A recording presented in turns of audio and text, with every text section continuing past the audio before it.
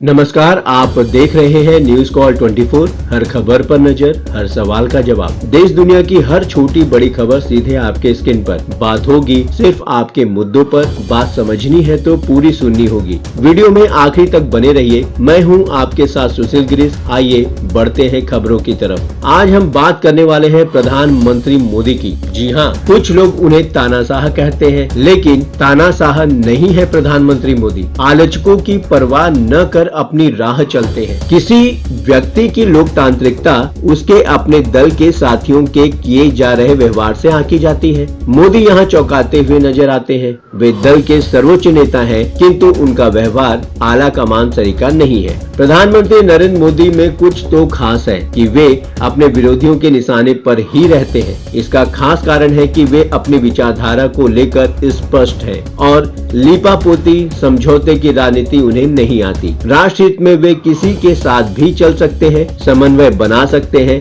किंतु विचारधारा से समझौता उन्हें स्वीकार नहीं है। उनकी वैचारिकी भारत बोध, हिंदुत्व के समावेशी विचारों और भारत को सबसे शक्तिशाली राष्ट्र बनाने की अवधारणा से प्रेरित है। यह गजब है कि पार्टी के भीतर अपने आलोचकों पर भी उन्होंने कभी अनुशासन की गाज नहीं गिरने दी। यह अलग बात है कि उनके आलोचक राजनेता ऊब कर पार्टी छोड़कर चले जाएं। उन्हें विरोधियों को नजरअंदाज करने और आलोचनाओं पर ध्यान न देने में महारत हासिल है। इसके उलट पार्टी से नाराज होकर गए अनेक लोगों को दल में वापस लाकर उन्हें सम्मान देने के अनेक उदाहरणों से मोदी लोगों को चकित भी करते रहे हैं। किसी व्यक्ति की लोकप्रियता, लोकतांत्रिकता उसकी अपने दल के साथियों के साथ किए जा रहे व्यवहार से आंकी जाती है। मोदी सबको चौंकाते रहते हैं। वे दल के सर्वोच्च नेता हैं, किंतु उनका व्यवहार आला कमान तरीका मुझे दिखाई नहीं देता। आप उन्हें तानाशाह भले कहें, किंतु तटस्थ विश्लेषण से पता चलता है कि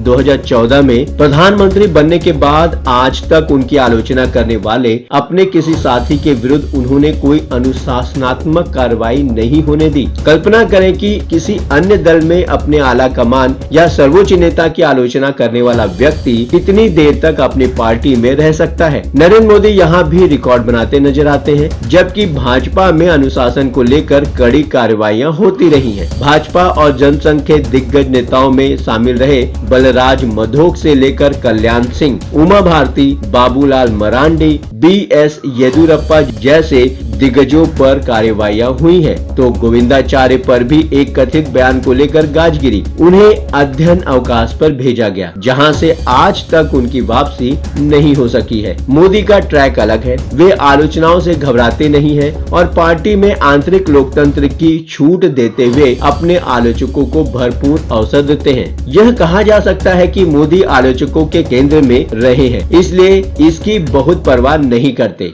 वे कहते हैं कि उनके निंदक जो पत्थर उनकी तरफ फेंकते हैं, उससे वे अपने लिए सीढ़ियां तैयार कर लेते हैं। 2014 में उनके प्रधानमंत्री बनने के बाद पार्टी के भीतर भी उनके आलोचकों और निंदकों की पूरी फौज सामने आती है, जो तमाम मुद्दों पर उन्हें घेरती रही है। आश्चर्यजनक रूप से मोदी उनके विरुद्ध पार्टी के अनुशासन तोड़ने जैसी कार्रवाई भी नहीं होने देते हैं। इसमें पहला नाम गांधी परिवार से आने वाले वरुण गांधी का है, जिन्हें भाजपा ने सत्ता में आने के बाद संगठन में महासचिव का पद दिया। वे सांसद भी चुने गए, किंतु पार्टी संगठन में उनकी निष्क्रियता से महासचिव का पद चला गया और वे मोदी के मुखर आलोचक हो गए। अपने बयानों और लेखों से मोदी को घेरते रहे। बावजूद इसके न सिर्फ उनको 2019 में भी लोकसभा का टिकट मिला, बल्कि आज भी वे पार्टी के सदस्य हैं। खुलेआम आलोचनाओं और अखबारों में लेखन के बाद भी उन्हें आज तक एक नोटिस तक पार्टी ने नहीं दिया। हाँ, इस बार वे टिकट से जरूर वंचित हो गए। उनकी जगह कांग्रेस से आए जितिन प्रसाद को पीलीभीत से लोकसभा का टिकट मिल गया। जतिन जीत भी गए। दूसरा उदाहरण देखें तो फिल्म अभिनेता और अटल बिहारी वाजपेयी की सरकार में मंत्री रहे शत्रुघ्न सिन्हा का है। सिन्हा मोदी के मुखर आलोचक रहे और समय समय पर सरकार पर टिप्पणी करते रहे। अंततः वे भाजपा छोड़कर पहले कांग्रेस, फिर तृणमूल कांग्रेस में चले गए। अब वे आसनसोल से तृणमूल के सांसद हैं। यही कहानी पूर्व केंद्रीय मंत्री और वरिष्ठ भाजपा नेता यशवंत सिन्हा की भी है। उन्होंने भी मोदी विरोधी सुर अलापे और अंततः पार्टी छोड़कर चले गए। उनके पार्टी छोड़ने के बाद भी उनके बेटे जयंत सिन्हा को 2019 में भाजपा ने लोकसभा की टिकट दी। जयंत सिन्हा मोदी सरकार में मंत्री भी रहे। इस बार जयंत का टिकट कट गया। ऐसे ही उदाहरणों में क्रिकेटर कीर्ति आजाद भी है। मोदी सरकार के विरुद्ध उनके बयान चर्चा में रहे हैं। संप्रति वे तृणमूल कांग्रेस के साथ हैं। लेखक और दिग्गज पत्रकार अरुण शौरी अटल जी की सरकार में मंत्री रहे। उनका बौद्धिक कद बहुत बड़ा है। एक इंटरव्यू में अरुण शौरी ने कहा कि नरेंद्र मोदी के बारे में उनके अधिकारी ही मुझसे कहते हैं कि उनके सामने बोल नहीं सकते। मंत्री डरे हुए रहते हैं, कोई कुछ बोल नहीं पाता है उनके सामने जाने और कुछ भी कहने से लोग पहले डरे रहते हैं और सोच समझकर बोलते हैं। हालांकि अटल जी की पर्सनालिटी ऐसी थी कि लोग उनसे अपनी बात कहना चाहते थे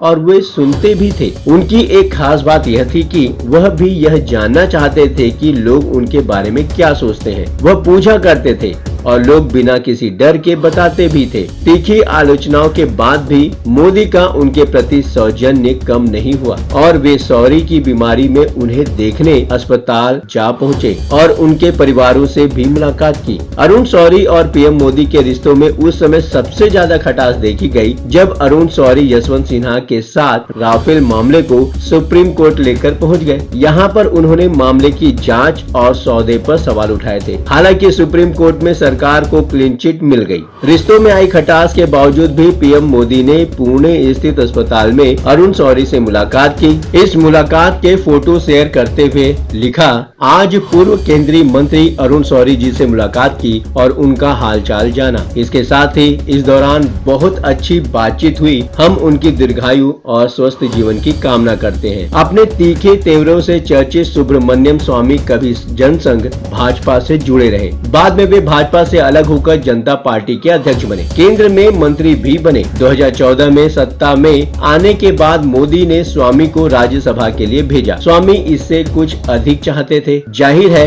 इन दिनों वे मोदी के प्रखर आलोचक बने हुए हैं, किंतु उनकी आलोचनाओं पर मोदी या भाजपा ने कभी भी कोई प्रतिक्रिया नहीं दी। एक साक्षात्कार में स्वामी ने कहा कि मैं बीजेपी का हिस्सा हूँ, मैं इनके साथ लंबे समय से साथ में हूँ। मुझे पूर्व पीएम अटल बिहारी वाजपेयी से भी दिक्कत थी, लेकिन इतनी समस्या नहीं थी जितनी की पीएम नरेंद्र मोदी से है। भाजपा छोड़कर जा चुके पूर्व केंद्रीय मंत्री आरिफ मोहम्मद खान को वापस लाकर मोदी ने उन्हें केरल के राज्यपाल पद से नवाजा। राज्यपाल के पद पर बैठकर मोदी की आलोचना करते रहे। सतपाल मलिक को भी प्रधानमंत्री पद से नहीं हटाते, बल्कि कार्यकाल पूरा करने का अवसर देते हैं, जबकि राज्यपाल एक संवैधानिक पद है और उस पद पर बैठे व्यक्ति को केंद्र सरकार की सार्वजनिक आलोचनाओं से बचना चाहिए। किंतु सतपाल मलिक ऐसा करते रहे हैं और मोदी उनकी सुनते रहे। इसी तरह झारखंड के पूर्व मुख्यमंत्री बाबूलाल मरांडी नाराज होकर पार्टी से बाहर थे और अपनी पार्टी बनाकर सक्रिय थे। भाजपा ने मोदी के कार्यकाल में न सिर्फ उनकी पार्टी में वापसी सुनिश्चित की, बल्कि उन्हें झारखंड विधानसभा में नेता प्रतिपक्ष का पद भी दिया। नाराज होकर भाजपा 2 बार छोड़ चुके कल्याण सिंह अब स्वर्गीय को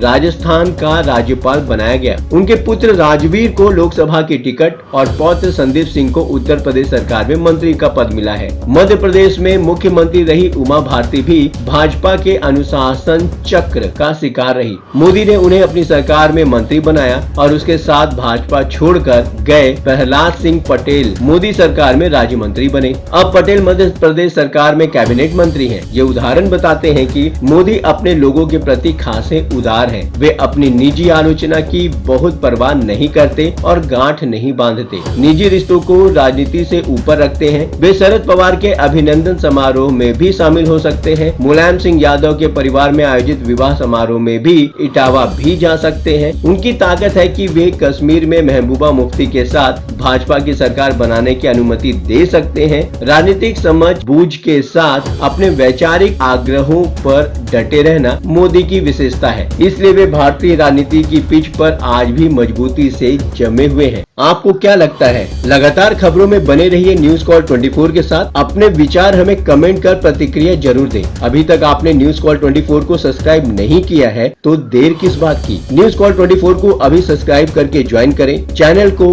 फॉलो करें। नई वीडियो का टाइमली नोटिफिकेशन पाने के लिए नोटिफिकेशन में जाकर ऑल का ऑप्शन दबाना बिल्कुल ना भूलें। आपसे मुलाकात होगी इसी चैनल पर। तब तक के लिए नमस्कार।